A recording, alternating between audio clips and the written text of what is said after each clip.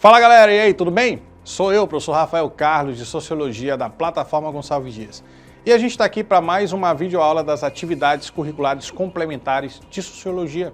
E hoje a gente vai tratar do assunto expressões de preconceito contra os grupos não heteronormativos, beleza? Então vamos lá, vamos começar e a gente vai falar sobre heteronormatividade e preconceito. E aí, para começar a aula, eu preciso te explicar, afinal de contas, o que é a heteronormatividade. Essa palavra grandona, heteronormatividade, é um conceito que descreve a suposição generalizada de que a heterossexualidade é a norma, é o padrão esperado de comportamento sexual e de gênero em uma sociedade. Então assim, quando a gente fala de heteronormatividade, a gente está falando dessa suposição de que o comportamento heterossexual é o normal, é o padrão, é aquilo que é adequado e é visto como correto na sociedade, tá? Essa ideia pressupõe que as pessoas são naturalmente atraídas por indivíduos do sexo oposto e que os papéis de gênero são rigidamente definidos, com homens e mulheres desempenhando funções específicas e complementares. Daí que vem a ideia de que existe, por exemplo, profissão de homem, profissão de mulher, brincadeira de menino, brincadeira de menina, entendeu? Então é essa rigidez, essa suposta rigidez na definição dos papéis sociais de gênero que também faz parte da noção de heteronormatividade. A heteronormatividade é amplamente aceita e reforçada em muitas culturas, levando à marginalização e à discriminação de pessoas que não se enquadram nesse padrão de afetividade, nesse padrão de convivência, nesse padrão até mesmo de afetação pelo outro sexo, ok? Então é isso que é heteronormatividade, é essa ideia de que o comportamento heterossexual é o normal, é o padrão, é aquilo que naturalmente deve ser aceito e seguido por todos. A heteronormatividade é uma construção social, né? Ela não é determinada biologicamente, mas é algo que a sociedade ao longo do tempo foi consolidando, que se baseia em normas e valores culturais específicos. É reforçada por instituições como a família, a religião, a educação e a mídia, que promovem a ideia de que a heterossexualidade é a única forma válida de relacionamento e que as identidades de gênero devem se conformar aos padrões binários e fixos. O que é um padrão binário? É a ideia de homem e mulher, masculino e feminino. Então, a ideia de que todo mundo tem que se adequar a esse padrão e ao comportamento heterossexual é que compõe a chamada heteronormatividade. E muitas vezes esse padrão estabelecido faz com que as pessoas que fogem desse padrão, que não se identificam com isso, elas sejam marginalizadas, elas sejam tratadas com discriminação, certo?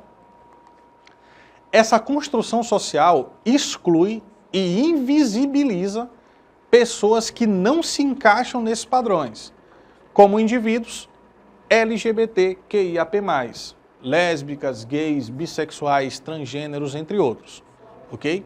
Então esses grupos sociais, eles não se sentem acolhidos, amparados por essa lógica, que é a lógica heteronormativa, e por isso são discriminados, por isso são marginalizados, por isso são excluídos socialmente também. A heteronormatividade tem diversos impactos negativos na vida das pessoas que não se enquadram nesse padrão. Ela cria um ambiente completamente hostil e discriminatório, onde indivíduos LGBTQIAP+, são marginalizados, estigmatizados, vistos de forma negativa e até mesmo violentados, né? Até mesmo agressões físicas acontecem com pessoas que não se enquadram nesse padrão de comportamento heteronormativo. Então é algo muito perigoso, muito complicado para uma sociedade que quer ser uma sociedade democrática, acolhedora e inclusiva, né? Então quando isso acontece, isso mostra uma falência desse caminho, de ser uma sociedade realmente democrática, justa e que respeite e tolere o próximo. A pressão para se conformar às expectativas heteronormativas também pode levar ao desenvolvimento de problemas de saúde mental, como ansiedade e depressão, além de dificultar o processo de aceitação e autoaceitação da própria identidade. Então imagine um indivíduo que ele não está adequado a esse padrão, que é visto como normal, e ele precisa conviver no seu dia a dia, na sua escola, no seu trabalho, na sua família, com pessoas que tratam ele de uma forma discriminatória, que tratam esse indivíduo de uma maneira preconceituosa. É muito complicado, né? Certamente deve ser muito difícil para esse indivíduo lidar com essa pressão social, e ele vai tentar de toda forma se adequar a isso, mas mesmo assim ele pode não conseguir, ele pode ficar ansioso, depressivo, muitas vezes até levar ao suicídio em casos extremos desse indivíduo que constantemente é discriminado, que não consegue ali se enquadrar naquilo que a sociedade está dizendo para ele que é o normal, que é o correto, certo? A representatividade é vista pelos grupos LGBTQIAP+, como elemento-chave de combate aos impactos negativos da heteronormatividade. Existe um entendimento, a ideia de que é fundamental que as pessoas LGBTQIAP+, sejam visibilizadas, porque durante muito tempo elas foram escondidas. Inclusive a família fazia muito isso, de ter uma pessoa que era gay, lésbica, bissexual e simplesmente esconder isso, dizer, não faz isso, não fica saindo, não fica dizendo isso para os outros, entendeu? Tipo, negando a identificação da pessoa, negando a sua própria aceitação. Então isso acontecia muito ao longo do tempo e a ideia da comunidade LGBTQIAP+, é que isso não aconteça, que essas pessoas sejam visibilizadas e tenham suas vozes ouvidas em todos os espaços, seja no espaço da vida pública, no espaço político, na mídia, nas novelas, nos filmes, na música, no cenário da música pop, desde a mídia até a política, passando pela cultura e pela educação. Então essa ideia da representatividade é também a ideia da visibilização, Não é porque você não vê ou não conhece que essas pessoas não existem. Elas existem. Só que muitas vezes elas estão passando por problemas em relação a isso. A dificuldade da autoaceitação, da aceitação da família, da discriminação frequente que sofrem, entendeu? Então é isso que o texto está dizendo para vocês, é isso que eu estou tentando transmitir a partir do slide. A ideia de que essa representatividade tem a ver com a visibilização, a ocupação desses espaços, Seja no Congresso Nacional, seja na novela, seja na mídia, seja no Big Brother, seja no esporte também, no campo esportivo. Então daí a importância dessa representatividade. A presença de modelos e referências positivas ajuda a quebrar estereótipos vinculados a esse grupo social, que geralmente são estereótipos negativos, São estigmatizações, são coisas depreciativas. Além disso, a representatividade contribui para o fortalecimento da autoestima e da identidade das pessoas LGBTQIAP+, promovendo, portanto, a aceitação e a inclusão social também. Então a ideia da representatividade, de ter, por exemplo, artistas importantes que sejam da comunidade LGBTQIAP+, ou que levantem essa bandeira de alguma forma, acaba fazendo com que as pessoas se sintam também representadas. As pessoas se sintam visibilizadas. E para isso, isso é importante, aliás, nesse processo que tem a ver com a aceitação e a inclusão também. Movimentos sociais e organizações LGBTQIAP+, lutam por direitos iguais, pela visibilidade e pelo fim da discriminação, que seria a LGBTfobia. Essas ações são importantes para promover mudanças nas leis, nas políticas públicas e nas mentalidades também, na consciência das pessoas, além de oferecer apoio e acolhimento para pessoas que enfrentam situações de preconceito e de violência. Então daí a importância da atuação desses movimentos, dessas ONGs, dessas organizações que acolhem e também representam essas pessoas que são discriminadas, violentadas, que são tratadas com preconceito por conta da questão sexual, da sexualidade. A luta por direitos é uma das principais motivações dos movimentos sociais e organizações ligados à causa LGBTQIAP+. Então, o grande mote, a grande motivação da existência desses grupos e desses movimentos também é exatamente a luta por direitos. É fundamental que leis e políticas públicas sejam criadas e implementadas para garantir a igualdade de direitos para todas as pessoas. Aí, tanto faz, independente da sua orientação sexual, identidade de gênero, raça, cor, origem, qualquer outro critério de distinção. Inclusive, a Constituição Federal do Brasil garante isso na forma da lei, né? Que as pessoas não sejam tratadas de forma desigual por qualquer critério de distinção social, ok? Os objetivos desses movimentos e organizações que representam a causa LGBTQIAP+, que defendem essa bandeira são, vamos lá, o reconhecimento legal de relacionamentos homoafetivos, que é uma coisa que é uma luta histórica já desse movimento, porque a questão também não é só o reconhecimento legal da relação, mas é que isso impacta também outras coisas, como o direito à herança, por exemplo, no caso da morte de um dos dois, ou uma das duas, né? Então isso tudo também impacta em outros setores, que não é somente reconhecer oficialmente a relação, mas que tem a ver também com direito, com lei, com herança, com muitas coisas. A criminalização da discriminação por orientação sexual e identidade de gênero, que seria a criminalização da homofobia e da LGBTfobia. Assim como existe também a criminalização do racismo no Brasil, né? Racismo no Brasil é tido como um crime imprescritível e inafiançável. Então a ideia também de criminalizar a homofobia faz parte da luta dos movimentos LGBTQIAP+. A promoção de políticas públicas, o Estado, então, que garantam acesso igualitário a serviços de saúde, educação e trabalho para pessoas também ligadas a essa comunidade. Então isso daí é o grande mote, a grande motivação, a causa de existir essas organizações e movimentos sociais. Vamos repetir para a gente poder fixar direitinho? Os movimentos e organizações da causa LGBTQIA+, incluem, os objetivos incluem 1. Reconhecimento legal de relacionamentos homoafetivos. 2. Criminalização de práticas de homofobia e LGBTfobia. Criminalização da discriminação por orientação sexual e identidade de gênero. 3. Promoção de políticas públicas que garantam acesso igualitário aos serviços de saúde, educação e trabalho. Ok? E aí a gente tem uma questão da Universidade Estadual do Ceará, da famosa UES. Lá caiu assim, ó. Para as ciências sociais, hoje, de modo geral, o que se chama de heteronormatividade, que você já sabe o que é aquela pretensa ideia de que existe um padrão de comportamento correto, adequado, que é o padrão heterossexual, beleza? Está fundamentado por práticas e discursos ainda hegemônicos na sociedade brasileira. Então trouxe para o Brasil. Quanto às questões ligadas à sexualidade. A normatividade heterossexual, ou heteronormatividade, traz a lógica do binarismo. Binário são duas coisas. Nesse caso, a relação homem e mulher, masculino e feminino. A lógica do binarismo dos corpos, homem e mulher.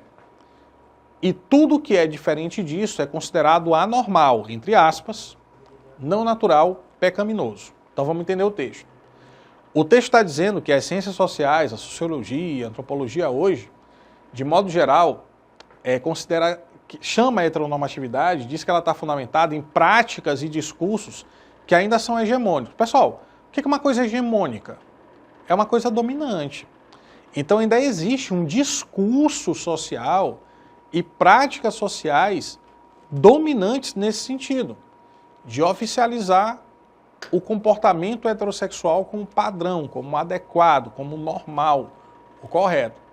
E aí, se existe esse discurso e essas práticas, tudo que está distante disso, ou que não é igual a isso, que é diferente, é visto como algo anormal, é visto como algo pecaminoso, algo não natural. E é isso que reforça o preconceito e a discriminação contra esses grupos sociais, né?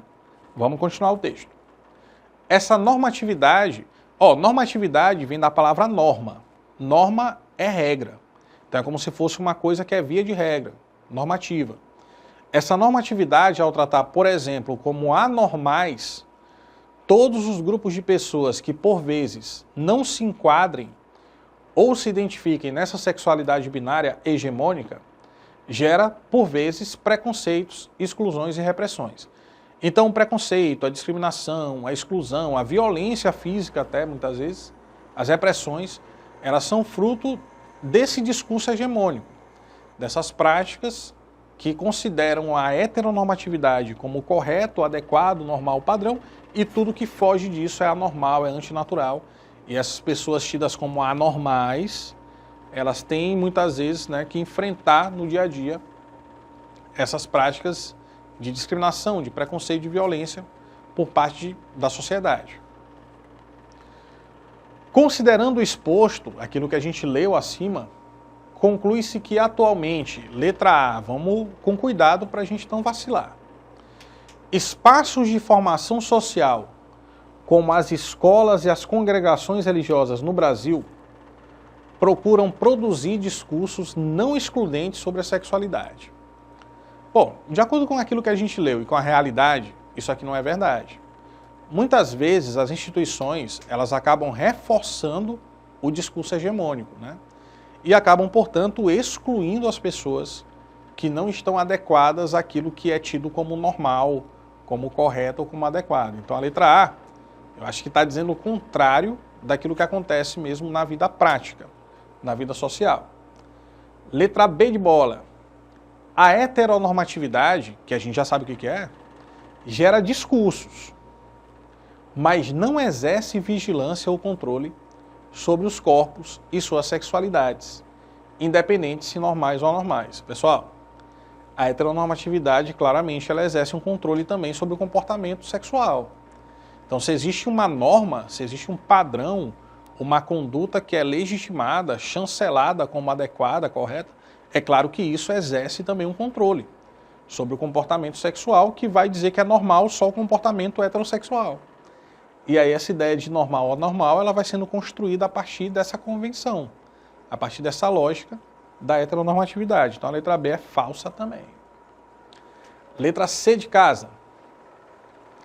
A sexualidade heteronormativa é definida por um conjunto de práticas e de discursos, correto, sobre os corpos, que delimitam o que é e não é normal, entre aspas, ou natural, entre aspas. Aí tudo bem. A letra C, ela faz sentido. Se existe uma heteronormatização do comportamento, essa heteronormatividade é definida por um conjunto tanto de práticas quanto também de discurso, tanto a teoria quanto a prática, digamos assim, sobre como os corpos devem se comportar, sexualmente falando, sobre quem se deve sentir atração, que aí vai ser sempre o sexo oposto, visto como normal ou natural, entre aspas. Então a própria ideia de normal, entre aspas, e natural faz com que a gente acredite que a letra C é uma opção muito viável de estar correta. Fala sobre a sexualidade heteronormativa, fala sobre como ela é definida a partir de um conjunto de práticas e também de discursos, sobre os corpos, né? E tem a ver com o comportamento do corpo, o comportamento sexual é um comportamento também do corpo, que delimitam o que é e não é normal ou natural. Beleza, letra C está tranquilo. Letra D. A sexualidade é um dado da natureza.